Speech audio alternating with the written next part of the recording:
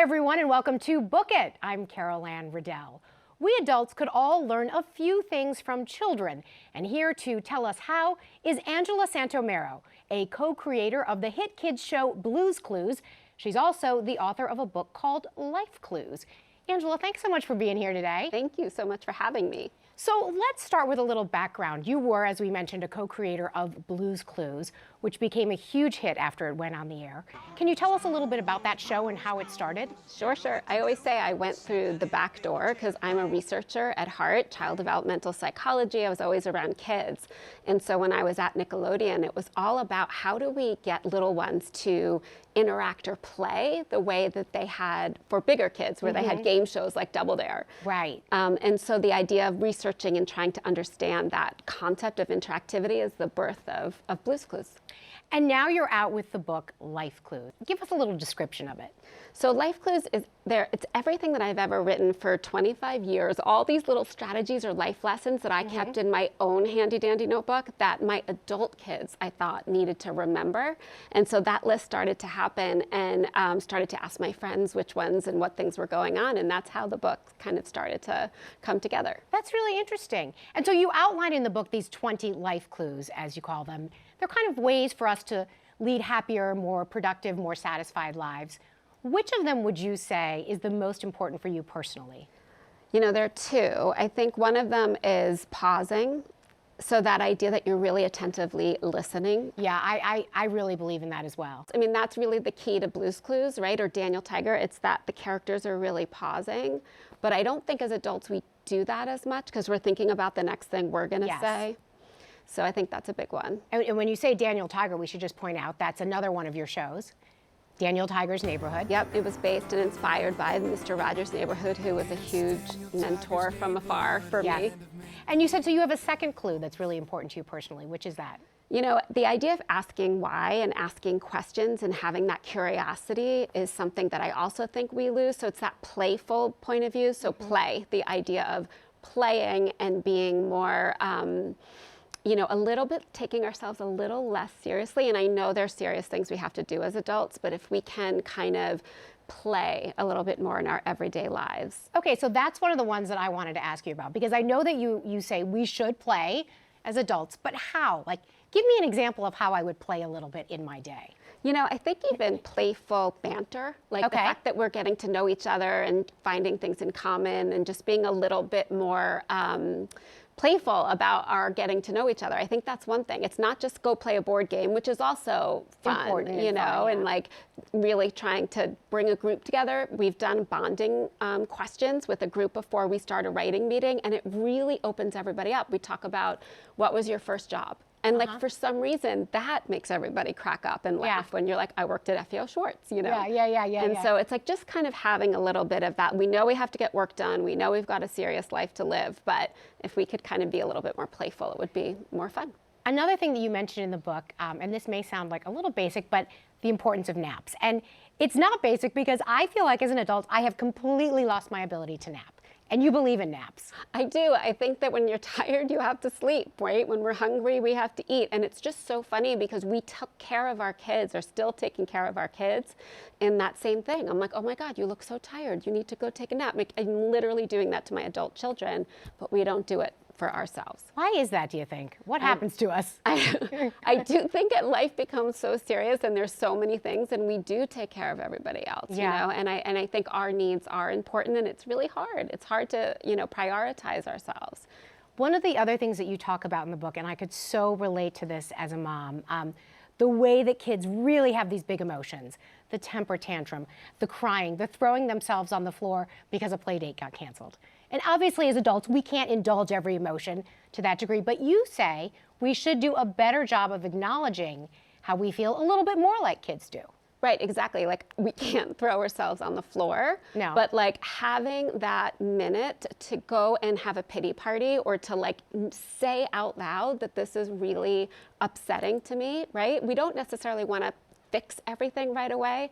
We want to feel it and be in it and go through it, right? The only way is to go through. And so I find that really important. And when we can label the emotions for little ones, you really see a difference because they feel seen, they feel heard, and it's the same thing for us. And yet, for some reason, as adults, I think we have believed that it's a real badge of honor to not show those emotions. Right, we had to, right? Especially even in business, right? We had to always keep it together and do what we needed to do in order to, get where we wanted to go, and it just isn't true. So I want to talk a little bit more about your career. You talk a lot in the book about Mr. Rogers, starting with your love for his show when you were a girl yourself. And you said in the book that as a child you felt trapped in this need to sort of be perfect for different people in your life, perfect for different parts of your life. And Mr. Rogers changed that for you. Like if you go back and look at Mr. Rogers' Neighborhood, he really does talk to kids with respect. And there were questions about, or conversations about divorce, conversations about when you get really mad, like all of these things that were taboo for some reason in my house. And so to hear this grown man talk in this respectful way really made a difference for me. Please won't you be my neighbor? My neighbor? Did you see how many sticks I brought today? And then how did that influence you in terms of your career in children's television? I know that Mr. Rogers was something of a mentor for you.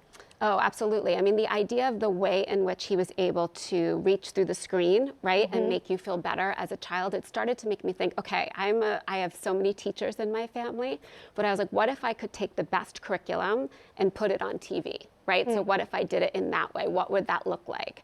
And so the idea of taking what I was inspired by with what Mr. Rogers did and putting a modern spin on it for me, that became Blue's Clues. But then the best was when I was able to actually play in the neighborhood of make-believe and be able to create Daniel Tiger's Neighborhood. Comfy.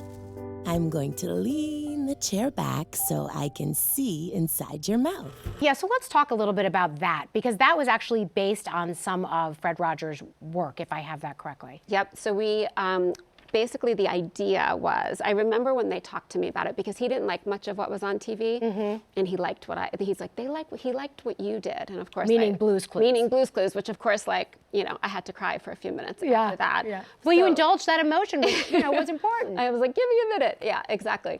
But I said, I would love to do it, but I would like to take the neighborhood of make-believe, which was his puppet world, and have all of those characters grow up and have little preschoolers of their own. But I didn't want to cast a new Mr. Rogers because there isn't a new Mr. Rogers. Right. And so as long as we can do it in this beautiful animated way, I was ready to write those stories. And so then what was the result?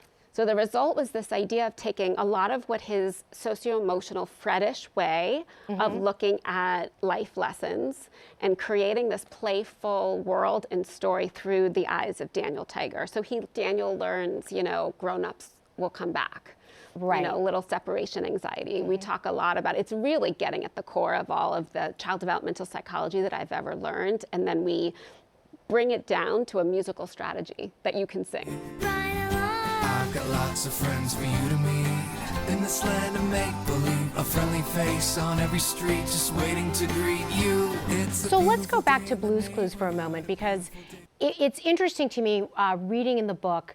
You guys were doing things a little bit differently at that time. And I know, as you mentioned, that your background is in child development. So talk to us a little bit about what Blue's Clues did differently, and then also how that translated, that child development piece actually translates in terms of what a kid will see on the screen. Right, exactly. What's so interesting is there's so much that's involved in it. We do formative research, and we still do it to this day for Daniel Tiger, where I have researchers go into schools, and it used to be me at the beginning, with a protocol, and we'll read a script, the second draft of a script to kids, and understand whether or not they're understanding what's going on, whether or not they can repeat the strategy after 11 minutes. Like, did we teach them something, right? Wow. I really want to make sure that after 11 minutes, 22 minutes, that they're better off for watching than doing anything else, which is a high bar, but that is definitely what we're always looking for.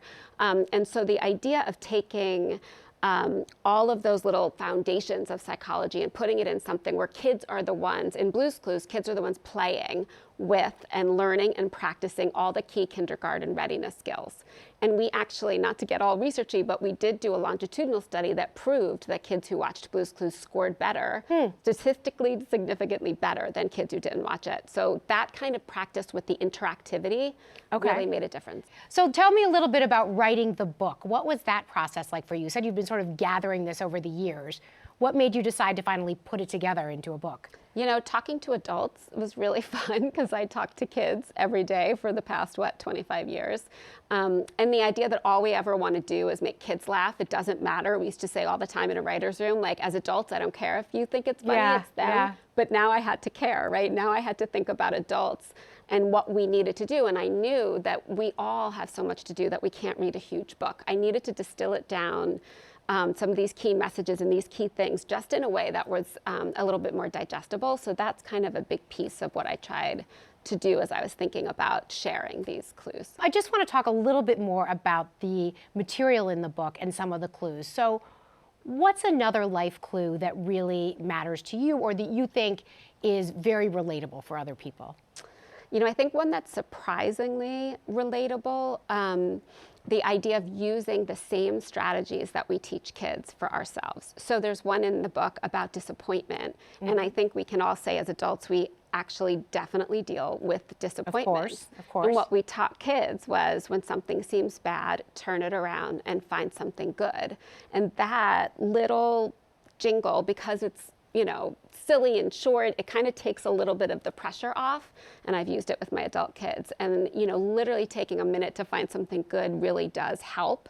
And I'm not to say that everything has that. Right, There are definitely right. some harder, but you know, when you see your 23-year-old have a temper tantrum about something, you know, asking them to find something good was really, really helpful. And you also talk about needing to really sort of spend time in the moment that you're in, really be present in the moment that you're in.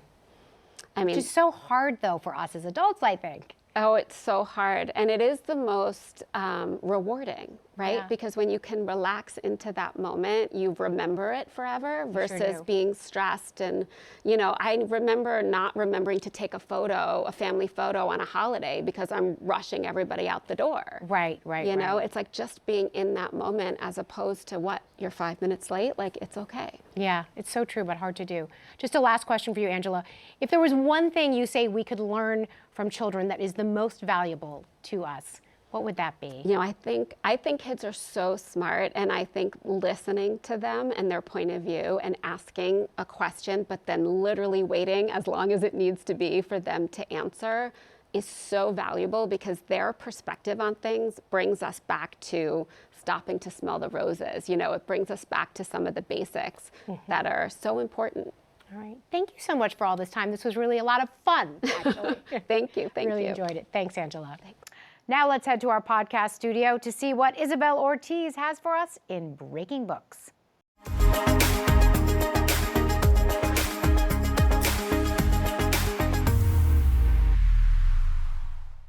Hi everyone, and welcome to Breaking Books. I'm Isabel Ortiz, and today I have the pleasure of sitting down with author Zenda Walker to talk about her two children's books, Zion's Crown and Zara's Wash Day. Hi Zenda, thank you so much for being here today. Hi Isabel, it's so nice to meet you and thank you for having me. No, of course. I am so happy to have you on the show today because Zion's Crown and Zara's Wash Day were really beautiful children's books, but also I feel like can speak to the adults. I know it spoke to me and it evoked a lot of emotion in me because there's such a personal feel to these books, and especially Zara's Wash Day. So I would love if you can tell me a little bit about how your personal experiences influenced the creations of these books. Absolutely. So these books were very personal for me. They're inspired by an experience I've been having with my daughter over the years. I've been having this conversation with her about how our hairstyles and our hair texture, how it connects to a bigger story. I needed to start having deeper conversations with her because over time I noticed that she was actually having a lot of insecurities about her Afro coily hair. And it didn't matter how much I affirmed her at home, she was having those insecurities. And it was triggering for me because I too grew up in an affirming home, but also started having insecurities about my hair around the same time she did. Mm-hmm. So rather than affirming her with words like, oh, your hair is beautiful. Our hair is magic. You're Black girl magic. I knew I needed to go a little bit deeper than that and share the why behind our hairstyles. And what I noticed is that once I went deeper about the why and then shared how it linked to a bigger story that we could be proud of, she started having better outcomes in school, in conflict resolution, and she was more confident. You mentioned something how as kids you are spending more time in school and then you're going home right after, and it is really important to feel that reassurance at home, and that starts from the parents. Absolutely. And you see that play out in both of these books. In Zara's Wash Day, it is the tradition of washing Zara's hair, and there is some struggle with that, and in Zion's book, it is the bullying at school. And both the children go back home and they're asking their parents why. And you took that as a opportunity to have it as a kind of a history lesson, which is valuable for kids and adults alike. So I wanted to know, what was really your research like going back into the history of Black hair, and what was something that maybe surprised you or you felt it's like, wow, I didn't know that and I want to include that in these books for people who also don't know?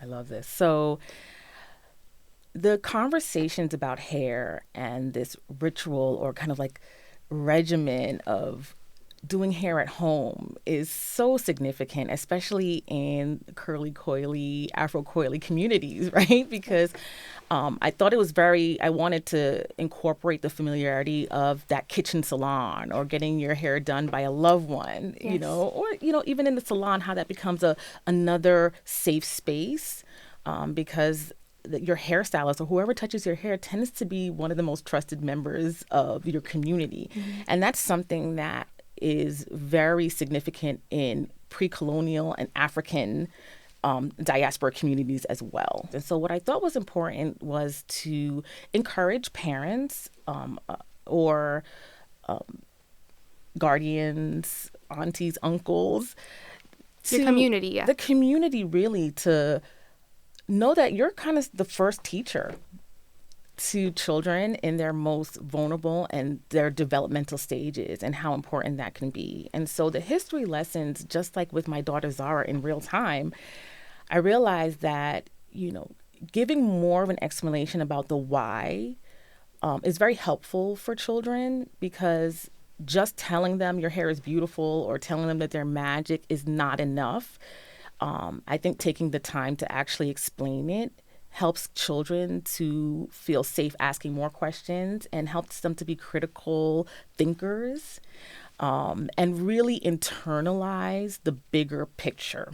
Yes. Not just the aesthetic, right? Mm-hmm. So, yeah. Yeah, and it also it serves as a point of pride that this hairstyle, because I know there's in Zion's crown, his cornrows are tied back to an emperor in Ethiopia. Exactly. And in Zara's Wash Day, the mini buns are from South Africa. So exactly, that was really special, because for me, I didn't know that, and it was really nice to be able to, as an adult, learn something from this book. Right, and part of that came from Zara asking me, "Well, Mommy, why do you braid my hair? Why are you twist it? Why are you putting these gold cuffs and gold rings and beads in my hair?"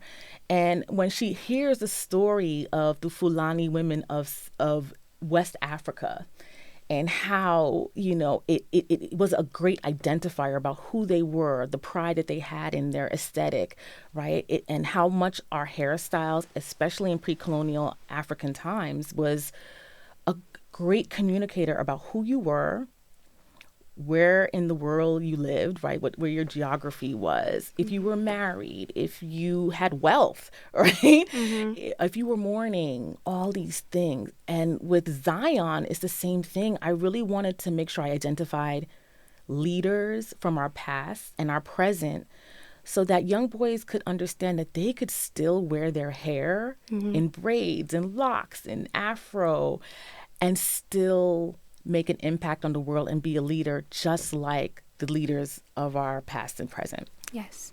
And I know the first book you came out with was Zara's Wash Day. And like I said, it's beautiful representation for little girls. But then you went on to write Zion's Crown. Really, what was your thought process in making this book for little boys? You know, I had experienced like a generational thing where even though my family was very affirming, again, there were outside messages that told me otherwise. And when I noticed that my daughter had that generational experience, I thought to myself, wow, well, our boys are actually also wearing their hair in some of these same styles. Mm-hmm. What are their experiences? So I went on to talk to my friends and my clients who had sons and men who were my clients, and they expressed the same thing. And some of these stories are confirmed by the Crown Coalition research that we've seen out there that says that 55% of mothers are, over 55% of mothers are hearing from their children that they're experiencing hair discrimination and bullying by the age of 5. I experienced it at 6. My daughter experienced it at 4. And a lot of the young boys that I interacted with, my daughter's best friends even, were also experiencing it. So I knew it was important to start to include men and boys in the conversation and be really inclusive and start to empower our men and boys as well. And something that I love, because I love a good tutorial. I love a good how-to. And you see that play out in these books towards the end. You included a how-to tutorial section on how to do both of these characters' hair. Why did you include that? And I love it. So thank you.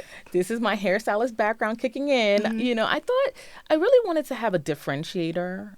Not only with the history that I included in the book, I wanted a fun story for the readers, but I also thought it would be really cool to incorporate and highlight maybe the cover style and a how-to, so that, again, another familiar point, helping parents or adult readers to understand different ways to create that style, empower them in that way, which is also why I included a glossary as well, because I thought, you know, you can write a fun story, but do you get the real meat of the story? And including the glossary gives more historical context. So all of those 3 elements actually help to create or set the foundation for a next step, right? Which is creating a curriculum around the book for cosmetology schools, right? With the how-tos, for history, social studies, and even science. And I know that these 2 books are part of your Know Your Hairitage brand and part of your series. Is there anything else in the future that you see maybe wanting to explore under that umbrella? Yes. So it's interesting that you asked that, because when I first wrote Zara's Wash Day, I thought it might be a one and done at first. But then as I was developing the story and I realized, I can include this element of the history and the how-tos, I thought, wow, this has legs. And I realized that throughout the research and learning about all the different global communities, everyone has a heritage. Yes. And in so many ways, it differentiates us. There's so many things that are different about us in the global community, but there's so many things that connect us. And you'd be surprised at how the heritage thread connects so many global communities. So I plan to partner with other authors and illustrators in different communities and continue to tell those diverse heritage stories. And collaboration is always a good thing. So I'm really excited to see what you come out with next. And speaking of what you come out with next, are you working on anything now? Absolutely. So I am finishing up the final touches on a story that stars a Latina character. Okay. So I'm working on partnering with one of my best friends who is a professor of Latin studies at the University of Texas. And I really am excited about bringing this story to life. I love this story. Okay, good. Well, I'm excited. As a Latina myself, I am very excited to read that. But yeah, I just want to say thank you so much for being here. And it really was a pleasure to talk to you about Zion's Crown and Zara's Wash Day. Thank you so much for having me.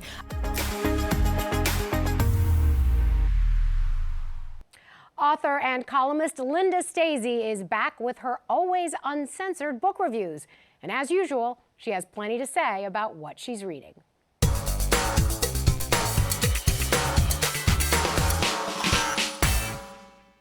A one-eyed boy who sports a patch befriends Saint, a girl who keeps bees and also keeps to herself in All the Colors of the Dark by Chris Whitaker. The setting is the Ozarks in the 1970s. Small towns, small lives until girls start disappearing. Suspicion falls on the local doctor, the school photographer, and maybe even the boy they call Patch.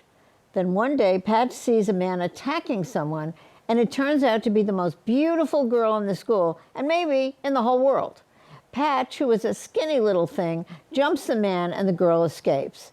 The next thing he remembers is waking up in a pitch-dark place in what might be a cave, a prison, or even a crawl space. His only companion in the dark, who he cannot see, is a girl named Grace. She keeps them both from going mad by describing all the beauty she has seen and all the beauty she has read about.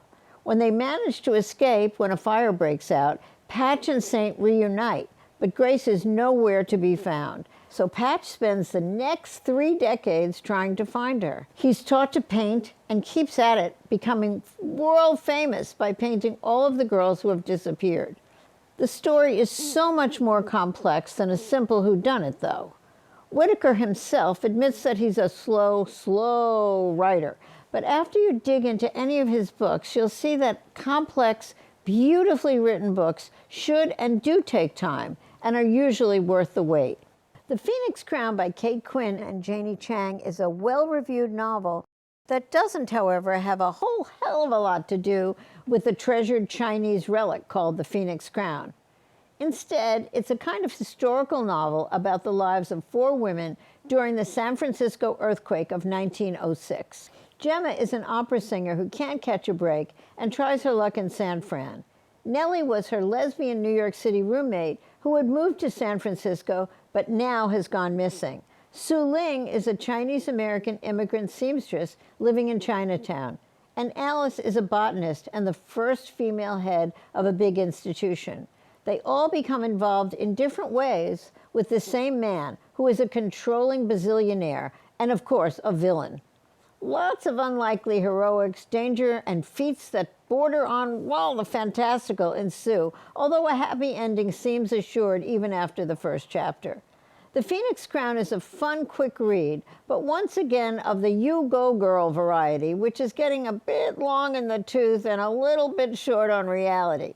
For Uncensored, I'm Linda Stasi. That is our show for today. Thanks so much for watching. A quick reminder to check us out on social media. We'd love to hear from you and tell us what you're reading. I'm Carol Anne Riddell. See you next time on Book It.